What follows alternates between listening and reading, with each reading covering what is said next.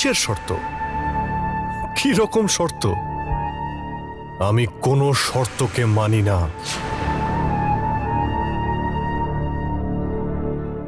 সবাই জানে যে তুমি আমার স্ত্রী। যদি আমি তোমাকে স্ত্রী ধর্ম পালন করতে বলি, তাহলে সবাই আমারই সঙ্গ দেবে। তুমি যতই চিৎকার করে বলো না কেন, কেউ এটা বিশ্বাস করবে না যে আমাদের বিয়ে নকল ছিল। এই সমাজ আমাদের বিয়ে নিজের চোখে দেখেছে।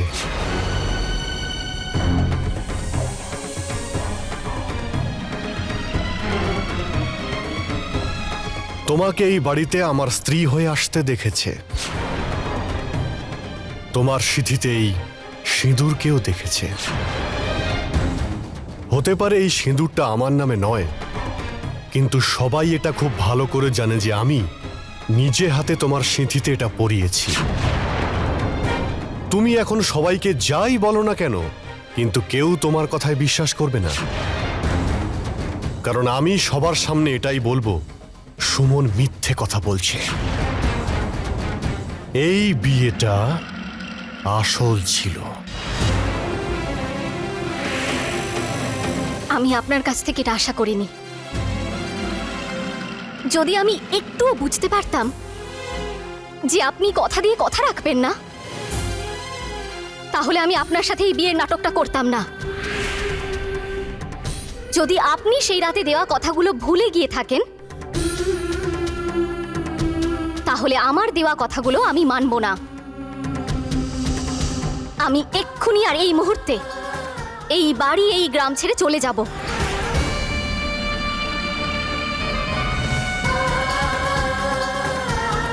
দাঁড়াও সুমন, আমি হয়তো ভুলভাল কথা বলে ফেলেছি। সকালের ঘটনার পরে আমার মাথা একেবারেই কাজ করছিল না সুমন। আমাকে ক্ষমা করে দাও তুমি। আর কোনোদিনও এরকম হবে না।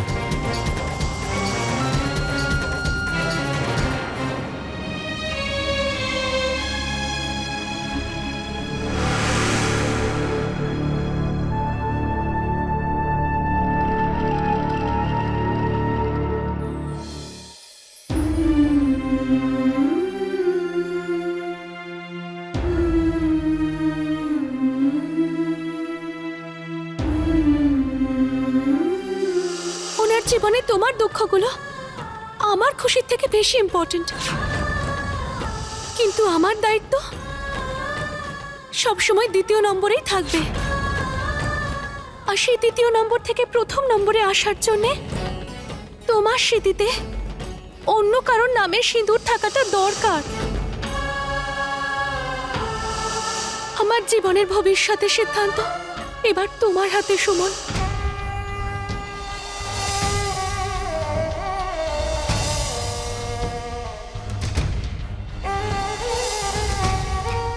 হ্যালো, আমি সুমন বলছি। একবার দেখা করতে চাই। এটা তুমি কি বলছো সুমন? হ্যাঁ, আমি আপনার এই প্রস্তাবে রাজি, কিন্তু এই বিয়েটা হবে লোক দেখানো। লোকের চোখে আমরা স্বামী স্ত্রী হব, কিন্তু বাস্তবে নয়।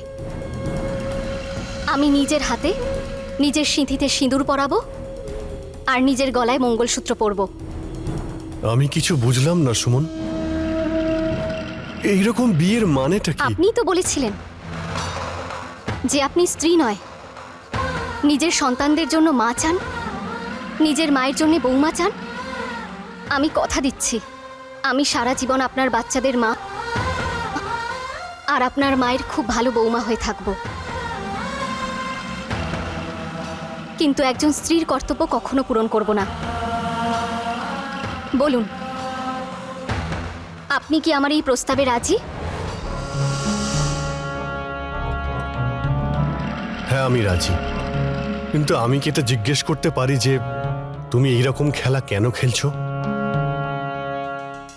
এটা খেলা নয়, এটা করতে আমি বাধ্য।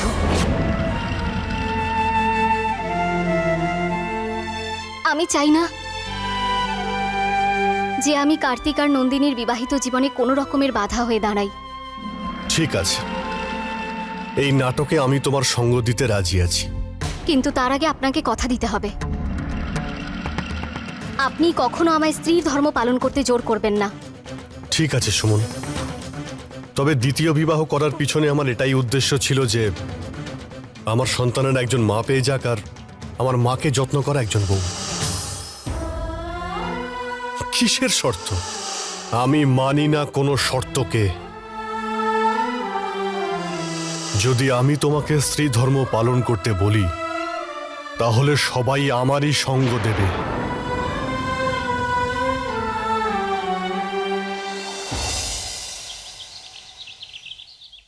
ओं सर्वमंगलमंगले शिवे सर्वार्थसाधिके शरण्ये त्र्यंबके गौरी नारायणी नमस्तुते सृष्टि स्थिति विनाशानं शक्तिभूते सनातनी गुणाश्रये गुणमय नारायणी नमस्तुते।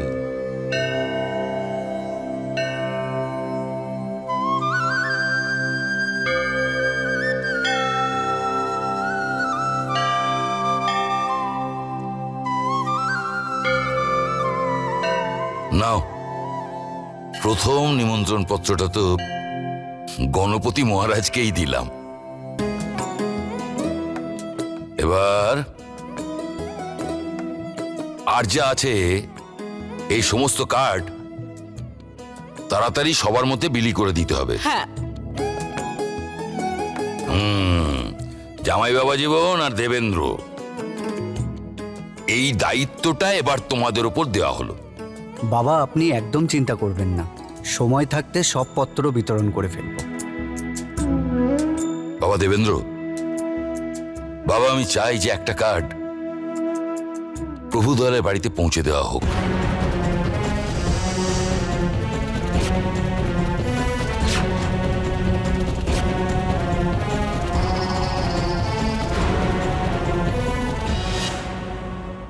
যে কোনো শুভ অনুষ্ঠানে পুরো গ্রামকে নিমন্ত্রণ করার পরম্পরা রয়েছে আমাদের পরিবারের। আর বাবা আমি চাই না যে এই ছোট্ট একটা ঘটনার জন্য আমাদের এই পরম্পরা ভেঙে যাক। ওই বেঈমানটাকে ডাকার কোনো প্রয়োজন নেই। ও শুধু আমাদের বন্ধুত্বটাকে নয়, মনুষ্যত্বটাকেও শেষ করে দিয়েছে। আর তুমি ওকে ঘরে ডাকতে চাইছো, যে কিনা একটা মেয়ের বয়সী মেয়েকে বিয়ে করেছে। দেখো বাবা, যা হবার তা তো হয়েই গেছে, কিন্তু আমরা এই কথাটা কি করে ভুলতে পারি? যা কিছু হয়েছে তা সবই সুমনের স্বইচ্ছায় হয়েছে। আমার মনে হয় পুরনো কথা ভুলে গিয়ে আমাদের এই নতুন সম্পর্কটাকে মেনে নেওয়া উচিত। বিয়ের অনুষ্ঠানেই তো সবাই একত্রিত হওয়ার একটা সুযোগ পাই আমরা। যদি আমরা আজকে এই সুযোগটাকে হাতছাড়া করে দিই তাহলে কখনোই এই দূরত্বটা আর মিটবে না। বাবা, এই দূরত্ব মিটিয়ে কি হবে? তা দূরত্ব বাড়িয়েই বা কি লাভ হচ্ছে? দেখো, আমাদের পরিবারের পরম্পরা ও শিষ্টাচার দুটোকেই মাথায় রেখে আমার মনে হয় ওদের নিমন্ত্রণ পত্রটা দেওয়া উচিত। প্রভুদয়াল আর সুমন দুজনকে এটা বোঝাতে হবে যে আমাদের মনের মধ্যে ওদের প্রতি কোনো রকম ক্ষোভ নেই।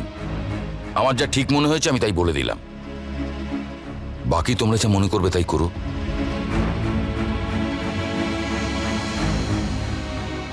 দেবেন্দ্র শোনো, তোমার বাবা একেবারে ঠিক কথা বলেছেন। পুরনো কথা ভুলে যাওয়াতেই আমাদের সবার মঙ্গল। হ্যাঁ কাদম্বরী, আমারও এটাই ঠিক মনে হচ্ছে। এখন আমাদের বাড়িতে যে আসবে সে আমাদের সুমন নয়, সে তো এখন প্রভুদয়ালের স্ত্রী। আর যেরকম ভাবে বাকি গ্রামবাসীরা আসবে সেরকম ভাবে ও চলে আসবে। তাছাড়া কি? দাদু, আমি চলে যাই কার্ড দিতে। হ্যাঁ, তুমি চলে যাও।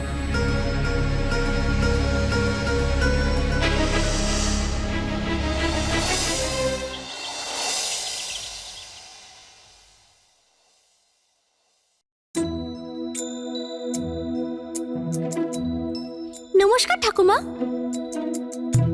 কার্তিক দাদার বিয়ের নিমন্ত্রণ পত্র দিতে এসেছি। বসো। সুমন কোথায়? বৌমা, দেখো কাঞ্চন এসেছে।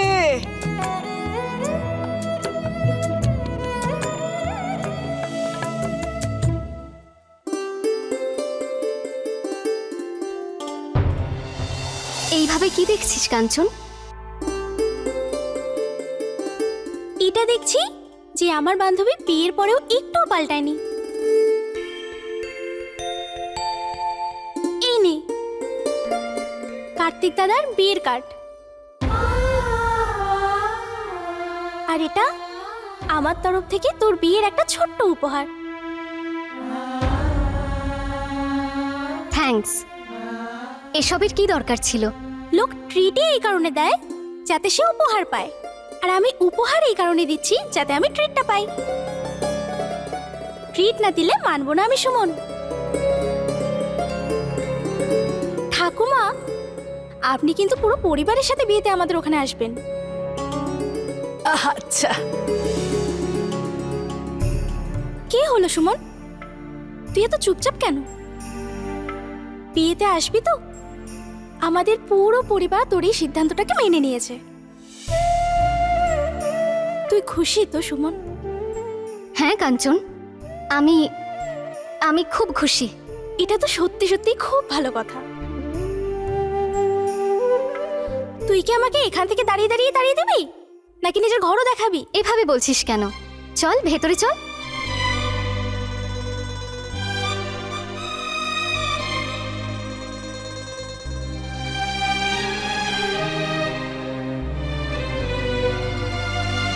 আয় না।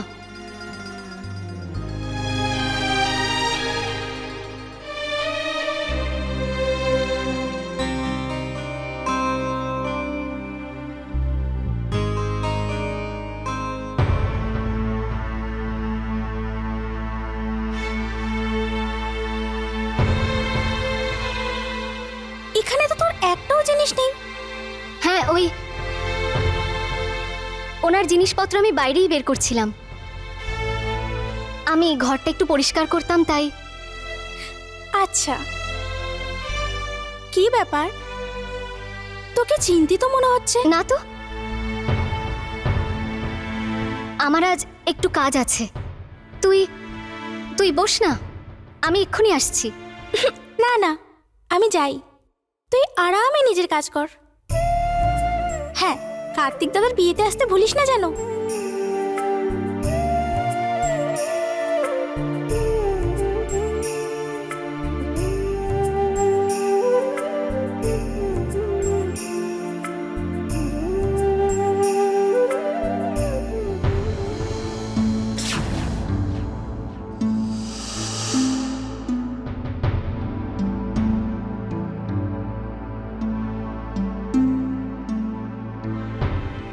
এটা কার ঘর? এটা এটা বাচ্চাদের ঘর।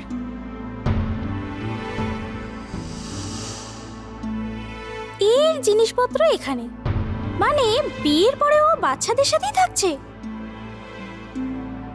কিছু তো গোলমাল নিশ্চয়ই আছে। কি হলো কাঞ্চন? ঠিক আছে, এবার আমি আসি। কার্তিক দাদার বিয়ের পরে সময় নিয়ে আসবো, অনেক কথা বলার আছে তোকে। বিয়েতে আসবে কিন্তু।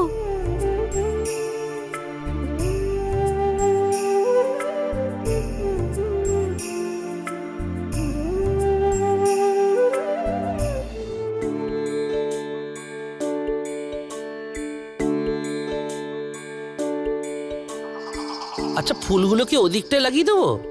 হ্যাঁ, ওইদিকেই লাগিয়ে দেখি। উফ, ওই সুমনের সাথে সম্পর্ক করার এত বড় শাস্তি পাওয়ার পরেও এই বাড়ির লোকজনের এতটুকু সদ্বুদ্ধি হলো না বৌদি। দেখুন না, ওর কারণে এ বাড়ির ছেলে মরে গেল, তবু এই বাড়ির লোকজন ওর সাথে সম্পর্ক ভাঙতে চায় না। যার সবকিছু শেষ হয়ে গেছে সে খড়কুটো আঁকড়েও বাঁচতে চায়। এই বাড়ির লোকজনের বুদ্ধিকে তো শতকোটি প্রণাম। আরে বিদ্যা, প্রশংসা তো তোর বুদ্ধির করা উচিত। হ্যাঁ রে মেয়ে, কবে তোর মাথায় বুদ্ধি হবে রে? আর এভাবে আগুন লাগিয়ে তুই কি পাস? মা, আমি আগুন জ্বালাচ্ছি না, আগুন নেভানোর চেষ্টা করছিলাম এত। আচ্ছা বন্ধ করে সব, সব সময় খালি। কাঞ্চন, তোর বন্ধু শ্রীমতী সুমন প্রভুদয়ালকে নিমন্ত্রণপত্র দিয়ে এসেছিস?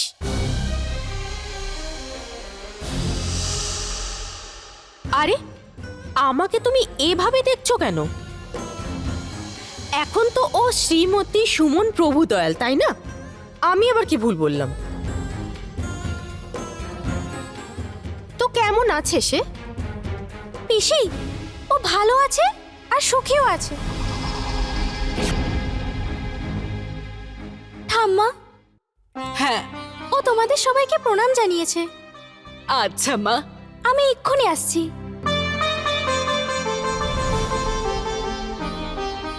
নিজের বৌদিকে একটু সাহায্য কর।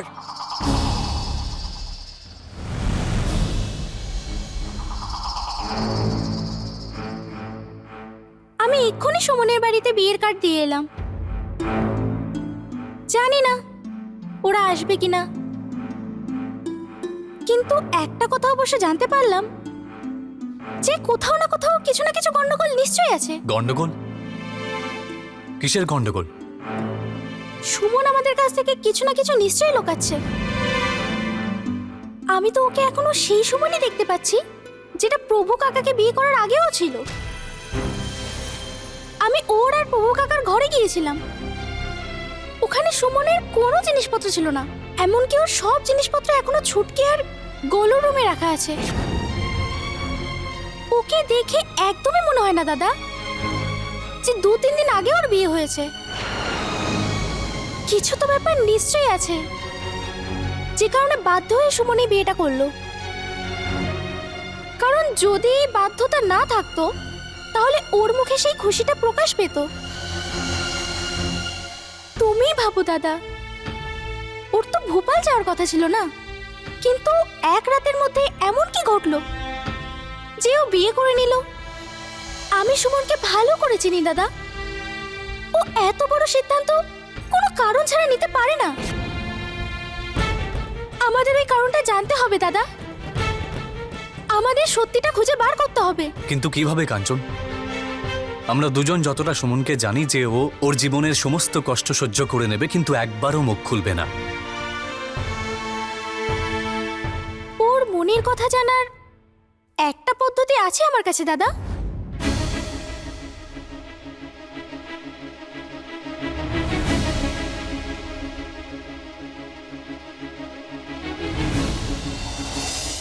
আমি ওই রাস্তার দরজা খুলে এসেছি দাদা।